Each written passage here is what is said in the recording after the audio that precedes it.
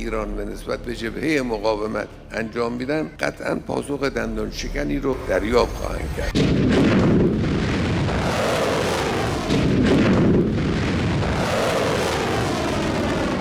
Israel के operation rising lion के जवाब में ईरान ने भी जबरदस्त पलटवार किया, लेकिन पहले हमले के बाद खुद पीएम नेतन्याहू और बाद में आईडीएफ के सोशल मीडिया के जरिए बार बार ये कहे जाने पर कि ईरान की जनता के पास ये अच्छा मौका है, रिजीम चेंज कर दीजिए, लेकिन इसराइल की तरफ से की जा रही इस तरह की बातों का जवाब ईरान की आवाम की तरफ से आ रहा है। ईरान में चल रही हिंदी सर्विस सबील मीडिया के डायरेक्टर जमीर अब्बास जाफरी कहते हैं कि शुक्रवार की सुबह ईरान पर इसराइल का पहला हमला हुआ और उसी दिन बाद नमाज जुमा ईरान की जनता ने लाखों की तादाद में सड़कों पर उतरकर इसराइल को बता दिया कि भले ही अंदरूनी वैचारिक मतभेद हो, लेकिन इसराइल की आक्रामकता के खिलाफ जनता सुप्रीम लीडर और IRGC के साथ है। Aim right, achieve big. At KR Mangalam University, we provide you the platform to turn your dreams into reality. At KR Mangalam University. लोग सड़कों पर उतरकर इसराइल के विरोध में नारेबाजी करने लगे। इतना ही नहीं, ईद गदीर पर भी ईरान से बहुत बड़ी तादाद में लोग बाहर निकले, मिसाइलों के हमलों के बावजूद, और इसराइल के खिलाफ जबरदस्त बदले की मांग की। पता नहीं इस सवाल के बारे में हंसा जाए, रोया जाए, ताज्जुब किया जाए, गम मनाया जाए, उनकी बेवकूफ़ी पर इंसान गौर व फिक्र करे और सोचे कि कितने बेवकूफ़ लोग हैं।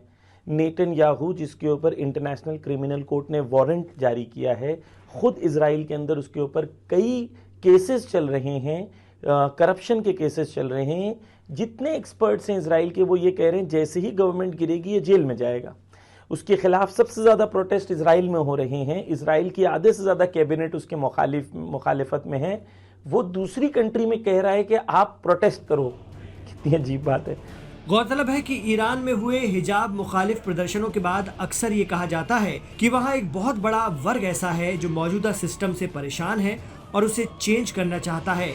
यही बात अमेरिका भी अक्सर कहता है कि ईरान में रिजीम बदलना चाहिए। आरोप तो ये भी लगता है कि वहाँ हिजाब के खिलाफ हुए प्रदर्शनों में पश्चिम का बैकअप था। इसी तबके को एड्रेस करके पीएम नेतन्याहू ने पहले हमले के बाद अपने पैगाम में कहा था कि हमारी ईरान की जनता से कोई दुश्मनी नहीं है और वक्त आ गया है कि अब आप अपनी रिजीम के खिलाफ बगावत कर दें और उसे बदल डालें, जो 47 साल से आप पर मुसल्लत की गई है। यही मौका है दोस्ती के साथ आगे बढ़ने का, क्योंकि ईरान और इसराइल दोनों प्राचीन सभ्यताएं हैं, लेकिन ऐसा लग रहा है कि इसराइल का ये दांव ईरान में बिल्कुल उल्टा पड़ गया है।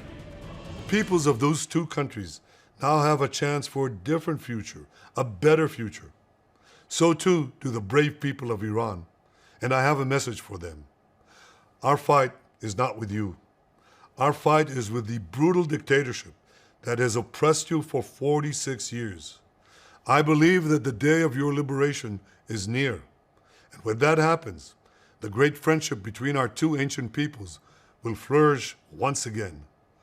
I want to assure the civilized world, we will not let the world's most dangerous regime get the world's most dangerous weapons. And Iran plans to give those weapons, nuclear weapons, to its terrorist proxies. That would make the nightmare of nuclear terrorism all too real. Expert मानते हैं कि Iran की जनता इस तरह के हालात में अपने देश के साथ पहले भी मजबूती के साथ खड़ी होती रही है। ईरान विश्व के उन कुछ देशों में से है जो लंबे आर्थिक प्रतिबंध झेल रहे हैं। ऐसे में जनता के सपोर्ट के बिना कोई भी सरकार और नेतृत्व का बने रहना मुमकिन नहीं है। ईरान इराक युद्ध के समय भी ईरान की जनता ने 10 साल तक अपने धैर्य और संयम का परिचय दिया था।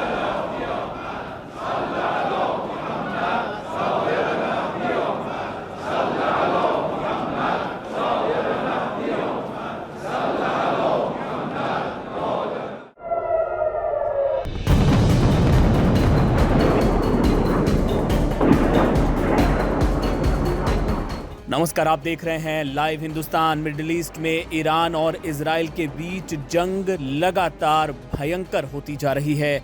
इजराइल ईरान के परमाणु और मिसाइल ठिकानों को लगातार निशाना बना रहा है, तो वहीं ईरान ने भी इजराइल पर कई हमले किए हैं, जिनमें सबसे भयंकर हमला हाइफा पोर्ट पर हुआ है और इसके अलावा तेल अवीव पर भी ईरान ने मिसाइल से कई तगड़े हमले किए हैं। इस बीच खबर ये आ रही है कि ईरान के सर्वोच्च नेता आयतुल्ला अली खामनेई को बंकर में भेज दिया गया है। जी हां, ये खबर ईरान इंटरनेशनल की एक रिपोर्ट के हवाले से आई है। इसमें कहा गया है कि खामनेई की सुरक्षा के लिए उन्हें तेहरान में एक अंडरग्राउंड बंकर में भेजा गया है। सूत्रों के हवाले से यह बताया गया है कि इस दौरान खामनेई का पूरा परिवार भी उनके साथ है। उनके उत्तराधिकारी माने जाने वाले उनके बेटे मुस्तफा भी उनके साथ ही मौजूद हैं। आपको बता दें कि इजराइल की तरफ से ये लगातार दावा किया जा रहा है कि वो खामनेई को सीधे निशाना बना सकता है। दावे तो यहां तक किए जा रहे हैं कि एक बार ऐसा मौका था कि इजराइल खामनेई को मार सकता था, लेकिन अमेरिका ने, डोनाल्ड ट्रंप ने उसे वीटो कर दिया। इस तरह की जानकारियां भी सामने आ रही हैं, लेकिन आपको बताते हैं कि दरअसल इसके पीछे असली खेल क्या है। जानकारी ये मिल रही है कि ईरान ने इस अंडरग्राउंड बंकर में खामनेई को इस वजह से भेजा है क्योंकि इजराइल वहां चाहकर भी हमला नहीं कर सकता। जी हां, आपको बताएं कि जिस ठिकाने पर, जिस बंकर में खामनेई को भेजा गया है, ये तेहरान के लाविजान में मौजूद है। Aim right, achieve big. At KR Mangalam University, we provide you the platform to turn your dreams into reality. At KR Mangalam University. आपको बताएं कि लाविजान में ये जो बंकर है, ये 16 किलोमीटर की दूरी पर स्थित है सुप्रीम लीडर के आधिकारिक आवास से, और पहले भी खामनेई को यहां पर भेजा जाता रहा है जब जब उनकी सुरक्षा को खतरा पैदा हुआ है। इसे तेहरान का सबसे सुरक्षित बंकर कहा जाता है क्योंकि इसकी निगरानी ईरान की सेना खुद करती है और यहां पर किसी भी देश के लिए मिसाइल गिराना आसान नहीं है। यहाँ पर ईरान का जमीनी जो सेना है उसका मुख्यालय भी मौजूद है और पूरी जंग की जो मॉनिटरिंग है वो यहीं से की जाती है। आपको बता दें कि ये बहुत ही हाई सिक्योरिटी एरिया समझा जाता है और यहाँ पर इंटरनेशनल एटॉमिक एनर्जी एजेंसी के मुताबिक यहाँ पर ईरान का एक यूरेनियम साइट है जो अंडरग्राउंड बंकर में संचालित हो रहा है। एजेंसी के मुताबिक इसे सबसे ज्यादा सुरक्षित यूरेनियम ठिकाना माना जाता है। खामनेई को इसी बंकर में, इसी के पास रखा गया है। अगर लाविजान में हमला होता है तो न्यूक्लियर रेडिएशन का खतरा बढ़ जाएगा। ये साइट तेहरान के पास है जिससे लाखों लोगों की जिंदगी संकट में आ जाएगी। इस वजह से सुप्रीम लीडर ईरान के इस बंकर में शिफ्ट हो गए हैं और वहीं से वो सब कुछ अब संचालित करेंगे। यहीं से पूरी सत्ता का जो कंट्रोल है और आगे किस तरह से रणनीति होगी ईरान की, वो यहीं रहकर उसे कंट्रोल करने वाले हैं। आपको बता दें कि वैसे तो ईरान में राष्ट्रपति है और पूरी कैबिनेट होती है, लेकिन सुप्रीम लीडर का जो पद है वो सबसे बड़ा होता है और उनकी जो सुरक्षा है वो सबसे अहम मानी जाती है। इस वजह से खामनेई को शिफ्ट कर दिया गया है इस अंडरग्राउंड बंकर में और यहाँ चाहकर भी इजराइल हमला नहीं कर पाएगा। इजराइल और ईरान की जंग से जुड़े अपडेट्स आगे भी आपको बताते रहेंगे। आप देखते रहिए लाइव हिंदुस्तान। ملت ایران به نسبت به جبهه مقاومت انجام میدن قطعا پاسخ دندان شکنی رو